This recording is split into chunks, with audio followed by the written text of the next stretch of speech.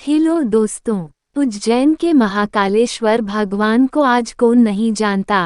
पूरे देश ही नहीं, पूरे विश्व में जहाँ तक इनके भक्त हैं वहाँ तक इनकी पहुँच है, क्योंकि भगवान शिव का इस जगह पर चमत्कार ही कुछ ऐसा है।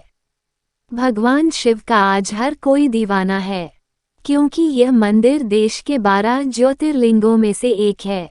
महाकाल नाम का रहस्य। माना जाता है कि महाकाल का अर्थ केवल मृत्यु से है, परंतु यह पूरा सच नहीं है। काल के दो अर्थ होते हैं, एक समय और दूसरा मृत्यु।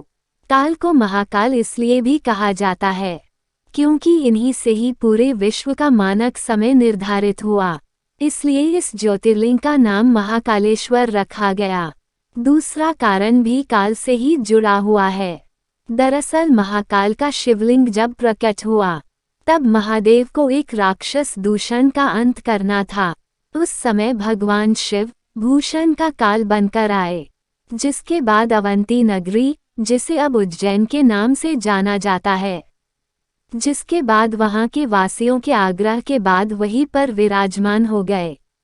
और माना जाता है कि महादेव काल के अंत तक भी वहीं पर विराजमान रहेंगे, इसलिए उन्हें महाकालेश्वर नाम से जाना जाता है। आगे बढ़ने से पहले आप हमारे चैनल को सब्सक्राइब कर ले और वीडियो को लाइक कर दे। महाकालेश्वर मंदिर भारत के 12 ज्योतिर्लिंगों में से एक है। यह मध्य प्रदेश राज्य के उज्जैन नगर में स्थित महाकालेश्वर भगवान का प्रमुख मंदिर है। पुराणों, महाभारत और कालिदास जैसे महाकवियों की रचनाओं में इस मंदिर का मनोहर वर्णन मिलता है। स्वयंभू, भव्य और दक्षिणमुखी होने के कारण महाकालेश्वर महादेव की अत्यंत पुण्यदायी महत्ता है। इसके दर्शन मात्र से ही मोक्ष की प्राप्ति हो जाती है, ऐसी मान्यता है।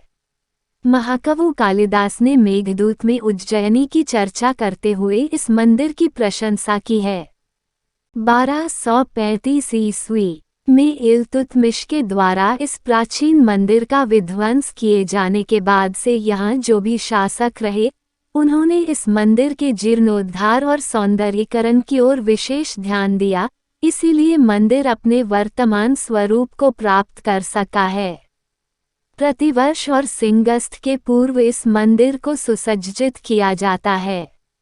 इतिहास से पता चलता है कि उज्जैन में सन 1107 से 1728 ईस्वी तक यवनों का शासन था।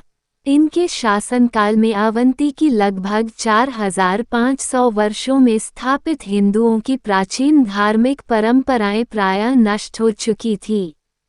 लेकिन 1690 ईस्वी में मराठों ने मालवा क्षेत्र में आक्रमण कर दिया और 29 नवंबर 1728 को मराठा शासकों ने मालवा क्षेत्र में अपना आधिपत्य स्थापित कर लिया।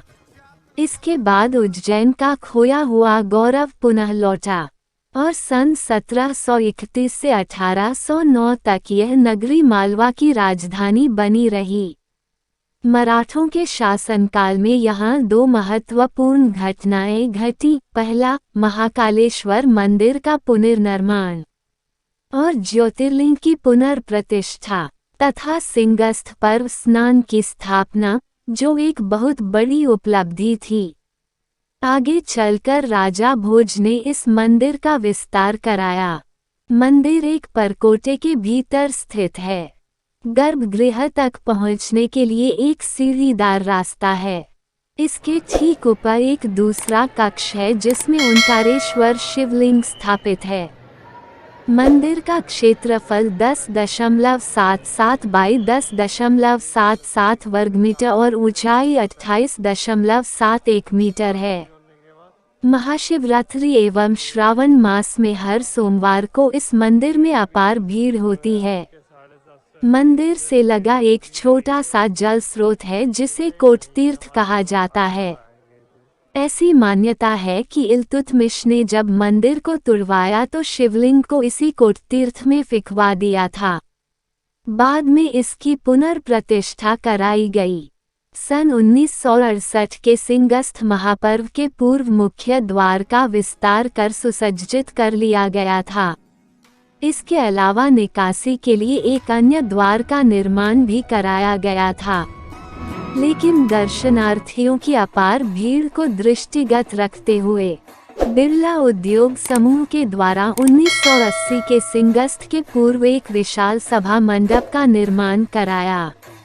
महाकालेश्वर मंदिर की व्यवस्था के लिए एक प्रशासनिक समिति का गठन किया गया है, जिसके निर्देशन में यहाँ की व्यवस्था सुचारू रूप से चल रही है।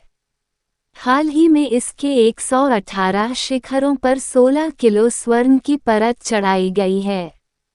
अब मंदिर में दान के लिए इंटरनेट सुविधा भी चालू की गई है।